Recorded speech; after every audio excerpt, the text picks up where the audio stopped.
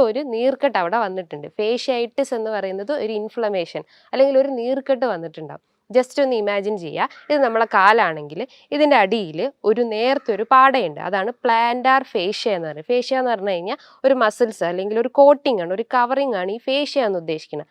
അപ്പോൾ നമുക്ക് അമിതമായിട്ട് എന്തെങ്കിലും പ്രഷർ അല്ലെങ്കിൽ ഓവർ സ്ട്രെയിൻ നമ്മൾ കാലിന് കൊടുക്കുകയാണെങ്കിൽ അതിന് നീർക്കെട്ട് വരും. സ്ത്രീകളിലും പുരുഷന്മാരിലും ഒരേപോലെ കാണപ്പെടുന്നു. പക്ഷേ കോമൺലി ഇത് ഉണ്ടാവുന്നത് സ്ത്രീകളിലാണ്. ബിക്കോസ് അവർ കിച്ചണിലും അല്ലെങ്കിൽ മറ്റ് ഏരിയാസിലൊക്കെ കൂടുതലായിട്ട് നിൽക്കുന്ന ആളുകളാണ്. അന്നജം അടങ്ങിയിട്ടുള്ള ഭക്ഷണങ്ങൾ, ഹൈ കലോറി അടങ്ങിയിട്ടുള്ള ഭക്ഷണങ്ങൾ ഒഴിവാക്കുക. അതേപോലെ ഹൈ ഫാറ്റ് അടങ്ങിയിട്ടുള്ള ഭക്ഷണങ്ങൾ അത് ഒഴിവാക്കുക.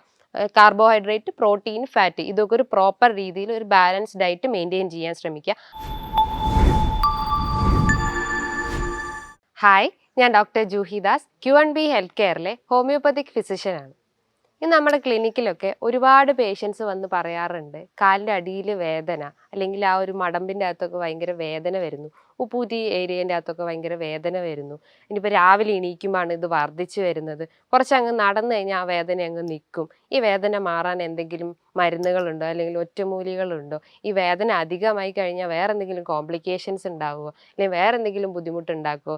ആ റീജിയണിലെ ബോൺസിന് എന്തെങ്കിലും ഡാമേജ് ഉണ്ടാക്കുമോ? ഇങ്ങനെ കുറേ സംശയങ്ങളായിട്ട് പേഷ്യൻസ് വന്ന് പറയാറുണ്ട്.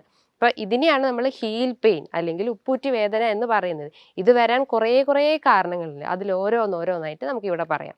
ഒന്നാമതായിട്ടും പ്ലാന്റാർ ഫേഷ്യായിറ്റിസ്. പ്ലാന്റാർ ഫേഷ്യായിറ്റിസ് എന്ന് പറയുമ്പോൾ എന്തോ ഒരു നീർക്കെട്ട് അവിടെ വന്നിട്ടുണ്ട്. ഫേഷ്യായിറ്റിസ് എന്ന് പറയുന്നത് ഒരു ഇൻഫ്ലമേഷൻ അല്ലെങ്കിൽ ഒരു നീർക്കെട്ട് വന്നിട്ടുണ്ടാവും. ജസ്റ്റ് ഒന്ന് ഇമാജിൻ ചെയ്യുക. ഇത് നമ്മളെ കാലാണെങ്കിൽ ഇതിൻ്റെ അടിയിൽ ഒരു നേർത്തൊരു പാടയുണ്ട്. അതാണ് പ്ലാന്റാർ ഫേഷ്യ എന്ന് പറയുന്നത്. ഫേഷ്യ എന്ന് പറഞ്ഞു കഴിഞ്ഞാൽ ഒരു മസിൽസ് അല്ലെങ്കിൽ ഒരു കോട്ടിംഗ് ആണ്, ഒരു കവറിംഗ് ആണ് ഈ ഫേഷ്യ എന്ന് ഉദ്ദേശിക്കുന്നത്. അപ്പോൾ നമുക്ക് അമിതമായിട്ട് എന്തെങ്കിലും പ്രഷർ അല്ലെങ്കിൽ ഓവർ സ്ട്രെയിൻ നമ്മൾ കാലിന് കൊടുക്കുകയാണെങ്കിൽ അതിന് നീർക്കെട്ട് വരും. അതാണ് ഈ ഫേഷ്യായിറ്റിസ് എന്ന് പറയുന്നത്. അതാണ് ഒരു കാരണം. മറ്റൊന്നെന്ന് പറഞ്ഞാൽ കാൽക്കേനിയസ് സ്പർ. കാൽക്കേനിയസ് സ്പർ എന്ന് പറഞ്ഞു കഴിഞ്ഞാൽ ഒരു എക്സ്ട്രാ ഗ്രോത്ത് വരുന്നത്. എക്സ്ട്രാ ഗ്രോത്ത് എന്ന് പറയുമ്പോൾ ഈ ഒരു ആംഗിൾ റീജിയൻ, അതായത് കാലിൻ്റെ ഈ ഒരു ആംഗിൾ റീജിയണിന് 26 ബോൺസ് ജോയിൻ ചെയ്തിട്ടുള്ള റീജിയനാണ് ആംഗിൾ റീജിയൻ. അവിടെ ആ ഒരു എക്സ്ട്രാ ഗ്രോത്ത് വരുന്നതാണ് കാൽക്കേനിയസ് സ്പർ. കാൽക്കേനിയസ് സ്പർ എന്ന് പറയുമ്പോൾ ഈ കാൽക്കേനിയം എന്ന് പറഞ്ഞിട്ടുള്ള ഒരു എല്ല്, ഈ എല്ലിന് അമിതമായിട്ടുള്ള ഒരു വളർച്ച വരുമ്പോഴാണ് അവിടെ നമുക്ക് സൂചി കുത്തുന്ന പോലത്തെ വേദന വരിക. അല്ലെങ്കിൽ കുറച്ച് നടക്കുമ്പോൾ ഭയങ്കര വേദന ഉണ്ടാവുക. ഇന്ന് റെസ്റ്റ് എടുത്ത് കഴിഞ്ഞാൽ ആ വേദന കുറയുന്നത്. അപ്പോൾ ആ ഒരു ബോണ്ട് എക്സ്ട്രാ ഗ്രോത്ത് അവിടെ വരുന്നതുകൊണ്ടാണ് നമുക്ക് ഈ ഒരു വേദന വരുന്നത്. മറ്റൊരു കാരണം എന്ന് പറഞ്ഞു കഴിഞ്ഞാൽ അക്യൂലീസ് ടെൻഡിനൈറ്റിസ് എന്ന് പറയും. അക്യൂലീസ് ടെൻഡിനൈറ്റിസ് എന്ന് പറഞ്ഞു കഴിഞ്ഞാൽ നമ്മുടെ കാലിൻ്റെ ഈ ഒരു പോർഷൻ, അതായത് ഈ ഒരു ഭാഗത്താണെങ്കിൽ ഈ കാലിനെയും നമ്മളെ കാഫ് മസിൽസിനെയും കണക്ട് ചെയ്യുന്ന ഒരു ടെൻഡനാണ് ഈ അക്യൂലീസ് ടെൻഡൻ എന്ന് പറഞ്ഞാൽ. അതായത് ഒരു നേർത്ത പാട പോലത്തെ ഒരു സാധനം. ഇതിന് എന്തെങ്കിലും നീർക്കെട്ട് വരിക അല്ലെങ്കിൽ ഓവർ പ്രഷർ ഉണ്ടാവുക അല്ലെങ്കിൽ വേറെ എന്തെങ്കിലും ഡാമേജ് വരുമ്പോൾ അവിടെ നീർക്കെട്ട് ഉണ്ടാകുമ്പോൾ അപ്പോൾ ആ ഒരു റീജിയണിൽ പിന്നെയും കൂടുതൽ പ്രഷർ അപ്ലൈ ചെയ്യുമ്പോൾ അല്ലെങ്കിൽ പ്രഷർ ഉണ്ടാകുമ്പോഴാണ് നമുക്ക് ഹീൽ പെയിൻ അല്ലെങ്കിൽ ഉപ്പൂറ്റി വേദന ഉണ്ടാവുന്നത്. അതേപോലെ തന്നെ ഒരു പ്രധാനപ്പെട്ട കാരണമാണ് tarsal tunnel syndrome. Tarsal tunnel syndrome എന്ന് പറഞ്ഞു കഴിഞ്ഞാൽ ടാർസൽ എന്ന് പറഞ്ഞാൽ ഒരു ബോണാണ്. ആ ഒരു റീജിയൻ്റെ അകത്ത് കുറേ നെർവ് ഫൈബേഴ്സ് ഉണ്ട്. നെർവ് ഫൈബേഴ്സിൻ്റെ അല്ലെങ്കിൽ ഞരമ്പുകളുടെ ഒരു പ്രധാന ഫംഗ്ഷൻ എന്ന് പറഞ്ഞു കഴിഞ്ഞാൽ ആ റീജിയൻസിലോട്ടുള്ള പേശികൾസ് മൂവ്മെൻറ്റ്സ് കൊടുക്കുന്നതാണ് നെർവ് ഫൈബേഴ്സ് ചെയ്യുന്നത്. അപ്പോൾ ഈ നെർവ് ഫൈബേഴ്സിന് എന്തെങ്കിലും കംപ്രഷൻ വരുമ്പോൾ അല്ലെങ്കിൽ അത് ഡാമേജ് ആവുന്ന അല്ലെങ്കിൽ അത് അമർന്നു പോകുന്ന ഒരു സിറ്റുവേഷൻ വരുമ്പോഴാണ് നമുക്ക് അവിടെ തരിപ്പും അല്ലെങ്കിൽ വേദനയൊക്കെ ആയിട്ട് ഡെവലപ്പ് ചെയ്യുന്നത്. അപ്പോൾ ഈ ടാർസൽ ടണൽ ഉദ്ദേശിക്കുന്നത്, ടാർസൽ എന്ന് പറഞ്ഞാൽ ആ ബോൺസിൻ്റെ റീജിയനിലോട്ട് സപ്ലൈ ചെയ്യുന്ന നെർവ് ഫൈബേഴ്സിന് എന്തെങ്കിലും കംപ്രഷൻ വരിക അല്ലെങ്കിൽ ഞരമ്പുകൾക്ക് എന്തെങ്കിലും ഒരു തരിപ്പോ അല്ലെങ്കിൽ ഒരു തടിപ്പോ ഒക്കെ വരുമ്പോഴാണ് ആ റീജിയനിൽ വേദന ഉണ്ടാകുന്നത്. അതാണ് ഒരു കാരണം. മറ്റ് പ്രധാനപ്പെട്ട കാരണം എന്ന് പറഞ്ഞാൽ നമ്മൾ കൂടുതലായിട്ട് നിൽക്കുകയാണെങ്കിൽ, അതായത് കുറേ നേരം നിൽക്കുന്ന ആളുകളുണ്ടോ, ഈ ടീച്ചേഴ്സും പോലീസ്മാന് അല്ലെങ്കിൽ ഡോക്ടേഴ്സ് ഒക്കെ ഇവർ കുറേ നേരം നിൽക്കുന്ന ആളുകളായിരിക്കും. അപ്പോൾ നമുക്ക് ഓവർ ബോഡി വെയിറ്റ് ഉള്ള ആളുകളാണെങ്കിൽ കാലിലേക്ക് കൂടുതൽ പ്രഷർ വരും. അങ്ങനെ ഒരു കാരണം കൊണ്ടാണ് ഈ ഒരു ഹീൽ പെയിൻ വരുന്നത്. മറ്റൊരു കാരണം എന്ന് പറഞ്ഞു കഴിഞ്ഞാൽ ഈ ഒരു കാലിൻ്റെ ഈ ഒരു ആർച്ച്, നോർമലി ഒരു ആർച്ച് ഉണ്ടാവും എല്ലാവർക്കും. ആ ഒരു ആർച്ച് ചിലർക്ക് ഫ്ലാറ്റ് ആയിട്ടുണ്ടാവും. ഈ ഒരു ആർച്ചിൻ്റെ സഹായത്തോടെയാണ് നമുക്ക് നടക്കാൻ പറ്റുന്നത്. ഈ ആർച്ച് ഉണ്ടെങ്കിലുള്ള നമുക്ക് ഓടാനും നടക്കാനും ഒക്കെ പറ്റുന്നത്. അപ്പോൾ ചിലർക്ക് ഈ ഒരു ആർച്ച് എന്ന് പറഞ്ഞു കഴിഞ്ഞാൽ ചിലർക്ക് ഫ്ലാറ്റ് ആയിട്ട് കിടക്കും. അപ്പോൾ അവർക്ക് മൂവ്മെൻറ്റ്സ് ഫാസ്റ്റ് ആവില്ല. അവർ കുറച്ചുകൂടി സ്ട്രെയിൻ ചെയ്ത് നടക്കേണ്ട ആവശ്യം വരുന്നുണ്ട്. അപ്പോൾ ആ ഒരു ഫ്ലാറ്റ് ആയിട്ടുള്ള ആർച്ച് ആണെങ്കിൽ, ഫ്ലാറ്റ് ആയിട്ടുള്ള ഫൂട്ടാണെങ്കിൽ ഈ ഒരു ഹീൽ പെയിൻ ഡെവലപ്പ് ചെയ്യാനുള്ള ഒരു ചാൻസ് ഉണ്ട്. മറ്റൊരു പ്രധാനപ്പെട്ട കാരണം എന്ന് പറഞ്ഞാൽ എന്തെങ്കിലും ന്യൂട്രീഷണൽ ഡെഫിഷ്യൻസി, നമ്മുടെ ബോഡിയിൽ calcium, vitamin D, vitamin C ഒക്കെ കുറഞ്ഞു കഴിഞ്ഞാൽ പ്രോപ്പറായിട്ട് ആയിട്ടുള്ള അബ്സോർപ്ഷൻ നമ്മളെ ബോഡിയിൽ നടക്കുന്നില്ല, പ്രോപ്പർ ആയിട്ടുള്ള എക്സ്ക്രീഷനും ഡൈജഷനും ഒന്നും നമ്മളെ കുടലിലൊന്നും നടക്കാതെ വരുമ്പോൾ അതൊന്നും പ്രോപ്പറായിട്ട് നമ്മളെ ബോഡിയിലേക്ക് വലിച്ചെടുക്കുന്നുണ്ടാവില്ല. അങ്ങനെയും ഈ ഒരു ഹീറ്റ് പെയിൻ ഡെവലപ്പ് ചെയ്യാനുള്ള ഒരു ചാൻസ് ഉണ്ട്. അതേപോലെ തന്നെയാണ് നമ്മളെ ശരീരം ഉൽപ്പാദിപ്പിക്കുന്ന ഒരു വേസ്റ്റ് പ്രൊഡക്റ്റാണ് യൂറിക് ആസിഡ്. ഈ യൂറിക് ആസിഡിൻ്റെ അളവ് കൂടിക്കഴിഞ്ഞ് കഴിഞ്ഞാലും നമ്മളെ ബോഡിയിൽ അല്ലെങ്കിൽ ഈ ഒരു റീജിയണിൽ, ഹീൽ റീജിയണിൽ പെയിൻ വരാനുള്ള ഒരു ചാൻസ് ഉണ്ട്. യൂറിക് ആസിഡ് എന്ന് പറഞ്ഞാൽ ഒരു പ്രോട്ടീൻ മെറ്റബോളിസത്തിൻ്റെ ഒരു വേസ്റ്റ് പ്രൊഡക്റ്റാണ്. അത് യൂഷ്വലി കിഡ്നി വഴി പുറന്തള്ളപ്പെടുന്നതാണ്. അത് കിഡ്നി വഴി പുറന്തള്ളപ്പെടാതെ നമ്മളെ ബ്ലഡിൽ തന്നെ അലിഞ്ഞു ചേരുകയാണെങ്കിൽ ഈ യൂറിക് ആസിഡ് കൂടിക്കഴിഞ്ഞ് കഴിഞ്ഞാൽ ഗൗട്ടി ആർത്രൈറ്റിസ് ഒക്കെ ഡെവലപ്പ് ചെയ്യാനുള്ള ചാൻസ് ഉണ്ട്. ഗൗട്ടി ആർത്രൈറ്റിസ് എന്ന് പറയുമ്പോൾ നമ്മളെ തള്ളവിരലിൽ എസ്പെഷ്യലി ചെറിയ ചെറിയ ജോയിൻസിലൊക്കെ ഒരു സ്വെല്ലിങ് പോലെയോ അല്ലെങ്കിൽ ഒരു നീർക്കെട്ട് പോലെയോ അല്ലെങ്കിൽ ഒരു വേദന പോലെയോ ഒക്കെ ഡെവലപ്പ് ചെയ്യാം. അതാണ് ഈ ഗൗട്ടി ആർത്രൈറ്റിസ്. അപ്പോൾ ഈ ഗൗട്ടി ആർത്രൈറ്റിസ് വരാനുള്ള കാരണം യൂറിക് ആസിഡാണ്. ഈ യൂറിക് ആസിഡ് കൂടിക്കഴിഞ്ഞ് കഴിഞ്ഞാൽ നമ്മുടെ ബോഡിയിൽ ഹീൽ പെയിൻ വരും അല്ലെങ്കിൽ ഉപ്പൂറ്റി വേദന വരാനുള്ള ഒരു ചാൻസ് ഉണ്ട്. മറ്റ് പ്രധാനപ്പെട്ട കാരണം എന്ന് പറഞ്ഞു കഴിഞ്ഞാൽ ഈ ആർത്തറൈറ്റിസ് പോലെ തന്നെ മറ്റ് വാദസംബന്ധമായ രോഗങ്ങളാണ് റുമാറ്റോയ്ഡ് ആർത്തറൈറ്റിസ്, ഓസ്റ്റിയോ ആർത്തറൈറ്റിസ്. അതേപോലെ സന്ധിവാത രോഗങ്ങളൊക്കെ ഉണ്ടെങ്കിലും ഈ ഹീൽ പെയിൻ ഡെവലപ്പ് ചെയ്യാനുള്ള ഒരു ചാൻസ് ഉണ്ട്. അതേപോലെ തന്നെ ഒരു പ്രധാനപ്പെട്ട കാരണമാണ് നമ്മൾ ചപ്പൽസ് ഒക്കെ, അതായത് സോഫ്റ്റ് ചപ്പൽസിന് പകരം ഹാർഡ് ചപ്പൽസ് അല്ലെങ്കിൽ ഹാർഡ് ഷൂസ് ഒക്കെ യൂസ് ചെയ്യുകയാണെങ്കിൽ കാലിൻ്റെ ഒരു പ്ലാന്റാർ റീജൻസിലൊക്കെ ഭയങ്കര പ്രഷർ വരും. അപ്പോൾ ആ മസിൽസും അല്ലെങ്കിൽ ആ ഒരു ബോൺസ് ഒക്കെ ഭയങ്കര സ്റ്റിഫായിരിക്കുന്ന പോലെ തോന്നും. അപ്പോൾ നമ്മൾ കൂടുതലായിട്ട് സ്ട്രെയിൻ ചെയ്യണം നടക്കാൻ വേണ്ടിയിട്ട്. അങ്ങനെ ഹാർഡ് ചപ്പൽസ് ഒക്കെ യൂസ് ചെയ്യുന്നവർക്കും ഈ ഒരു ഹീൽ പെയിൻ ഡെവലപ്പ് ചെയ്യാനുള്ള ഒരു ചാൻസസ് ഉണ്ട്. ഈ ഒരു ഹീൽ പെയിൻ ഉണ്ടായി കഴിഞ്ഞ് കഴിഞ്ഞാൽ നമുക്ക് ഡയറ്റ്, അതായത് നമ്മളെ ന്യൂട്രീഷൻസ് ഒക്കെ പ്രോപ്പറായിട്ട് ബോഡിയിൽ അബ്സോർബ് ചെയ്യുന്ന രീതിയിൽ ഒരു പ്രോപ്പർ ഡയറ്റൊക്കെ മെയിൻറ്റെയിൻ ചെയ്ത് കഴിഞ്ഞാൽ ഈ വേദന നമുക്ക് കുറയ്ക്കാൻ പറ്റും. അതിന് ഒരുപാട് അല്ലാത്ത എക്സസൈസും നമുക്ക് ഫോളോ ചെയ്യാൻ പറ്റുന്നതാണ്. പ്രധാനമായിട്ടുള്ള ഒരു എക്സസൈസാണ് നമ്മൾ ഒരു ബേസിൻ്റെ അകത്ത് കുറച്ച് ചൂടുവെള്ളം എടുക്കുക, മറ്റൊരു ബേസിനിൽ കുറച്ച് തണുത്ത വെള്ളം എടുക്കുക. എന്നിട്ട് ഒരു ബേസിൻ്റെ അകത്തേക്ക് ഏത് കാലിലാണോ നമുക്ക് വേദനയുള്ളത് ആ ഒരു ബേസിനിലോട്ട് ഈ കാല് ഇറക്കി വെക്കുക. ചൂടുവെള്ളത്തിൽ ആദ്യം ഒരു 5 മിനിറ്റ് വെക്കുക, അത് കഴിഞ്ഞ് തണുത്ത വെള്ളത്തിൽ അടുത്ത വേദനയുള്ള കാലം ഇറക്കി വെക്കുക.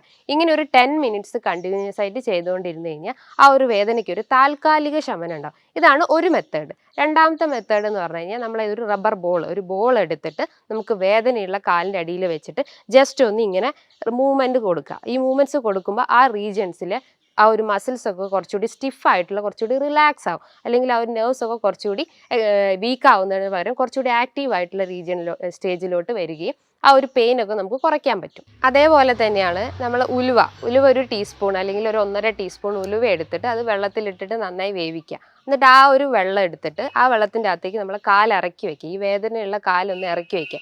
ഇതൊരു 10 മിനിറ്റോ അല്ലെങ്കിൽ ഒരു 15 മിനിറ്റോ ചെയ്ത് കഴിഞ്ഞാൽ നമുക്ക് ഈ ഒരു വേദന കുറയ്ക്കാൻ പറ്റും.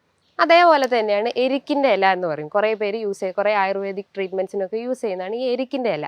എരിക്കിൻ്റെ ഇലേൻ്റെ അകത്തേക്ക് അതിൻ്റെ അകത്തേക്ക് കുറച്ച് ഒലിവ് ഓയിൽ മിക്സ് ചെയ്യുക. ഒലിവ് ഓയിൽ മിക്സ് ചെയ്തിട്ട് ജസ്റ്റ് ഒന്ന് ചൂടാക്കുന്ന രീതിയിലുള്ള ഓയിൽ ചൂടാക്കിയിട്ട് ഒലിവ് ഓയിൽ നന്നായി അതിൻ്റെ മുകളിലേക്ക് തേച്ച് കൊടുക്കുക. എന്നിട്ട് ആ ഒരു ഇല നമുക്ക് എവിടെയാണോ വേദന ഉള്ളെങ്കിൽ ഹീലിൻ്റെ ഏത് റീജിയനിലാണോ വേദന ഉള്ളത് അവിടെ ജസ്റ്റ് ഒന്ന് ഒരു 10 മിനിറ്റ് അല്ലെങ്കിൽ ഒരു 15 മിനിറ്റ് അപ്ലൈ ചെയ്ത് കൊടുക്കുക. അപ്പോൾ ആ ഒരു റീജിയൻസിലുള്ള ആ ഒരു മസിൽസൊക്കെ കുറച്ചുകൂടി ആക്റ്റീവ് ആവുകയും അല്ലെങ്കിൽ ആ ഒരു നീർക്കെട്ടൊക്കെ കുറയ്ക്കാൻ പറ്റും. ഇതാണ് കുറച്ച് മെത്തേഡ്.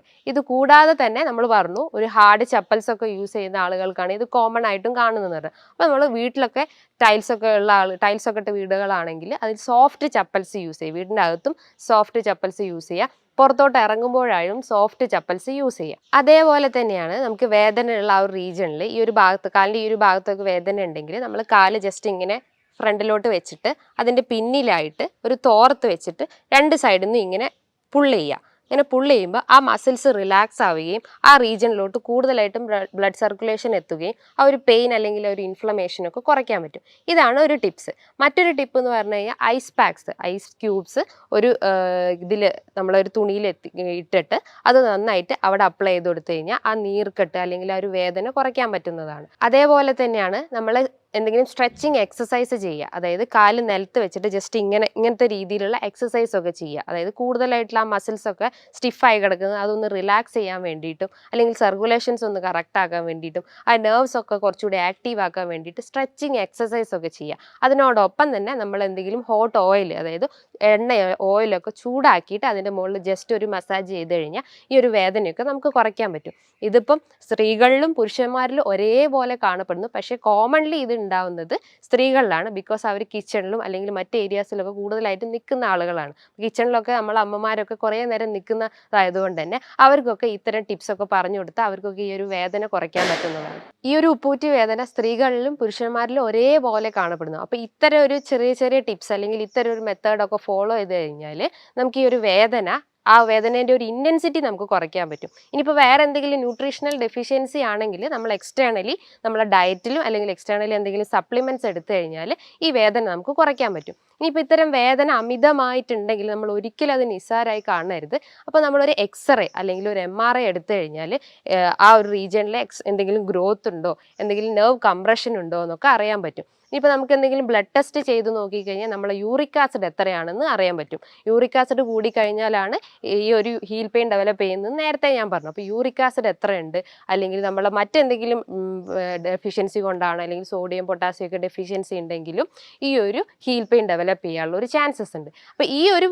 എക്സസൈസ് ഒക്കെ ഫോളോ ചെയ്ത് കഴിഞ്ഞാൽ, അല്ലെങ്കിൽ ഈ ഒരു സ്ട്രെച്ചിങ് എക്സസൈസും അല്ലെങ്കിൽ മറ്റ് പറഞ്ഞിട്ടുള്ള ടിപ്സൊക്കെ ചെറുതായിട്ടൊക്കെ ഫോളോ ചെയ്ത് കഴിഞ്ഞാൽ ഈ ഒരു വേദന നമുക്ക് കുറയ്ക്കാൻ പറ്റും. ഇനിയിപ്പോൾ ന്യൂട്രീഷണൽ ഡെഫിഷ്യൻസി ആണെന്ന് പറഞ്ഞു. അപ്പോൾ ന്യൂട്രീഷൻ ഡയറ്റ് ആയിട്ടുള്ള ന്യൂട്രീഷൻ അടങ്ങിയിട്ടുള്ള ഭക്ഷണങ്ങളൊക്കെ കൂടുതലായിട്ട് ഉൾപ്പെടുത്തുക. ന്യൂട്രീഷൻ എന്ന് പറയുമ്പോൾ കാൽഷ്യം സപ്ലിമെൻറ്റ്, കാൽഷ്യം അടങ്ങിയിട്ടുള്ള ഭക്ഷണങ്ങൾ, വൈറ്റമിൻ ഡി അടങ്ങിയിട്ടുള്ള ഭക്ഷണങ്ങൾ, അതുപോലെ വൈറ്റമിൻ സി അടങ്ങിയിട്ടുള്ള ഭക്ഷണങ്ങളൊക്കെ നമ്മളെ ഡയറ്റിൽ ഉൾപ്പെടുത്തുക. വൈറ്റമിൻ ഡി എന്ന് പറയുമ്പോൾ ഒരു സൺഷൈൻ വൈറ്റമിൻ ആണ്. അപ്പോൾ നമ്മൾ രാവിലെ എഴുന്നേറ്റാൽ ഉടനെ തന്നെ ഒരു 10 മണി മുതൽ ഒരു 3 മണി വരെയുള്ള വെയിൽ കഴിവതും കൊള്ളാൻ ശ്രമിക്കുക. അത് നമ്മളെ നെക്ക് റീജിയനിലോട്ടാണെങ്കിലും അത്രയും നല്ലത്. ബിക്കോസ് ആ ഒരു റീജിയനിലെ സർക്കുലേഷൻസ് അല്ലെങ്കിൽ ആ ഒരു മസിൽസ് ഒക്കെ കുറച്ചുകൂടി ആക്റ്റീവ് ആവുകയും അല്ലെങ്കിൽ സർക്കുലേഷൻസ് ഒക്കെ കറക്റ്റ് ആവുകയും ചെയ്യുന്നു. അപ്പോൾ വൈറ്റമിൻ ഡി കിട്ടുന്നത് ആ ഒരു മെത്തേഡിലൂടെയാണ്. അതോടൊപ്പം തന്നെ നമ്മൾക്ക് മഷ്റൂംസ് എടുക്കാം, അല്ലെങ്കിൽ മറ്റ് വെജിറ്റബിൾസ് ഒക്കെ എടുത്തു കഴിഞ്ഞാലും വൈറ്റമിൻ ഡി എടുക്കാവുന്നതാണ്.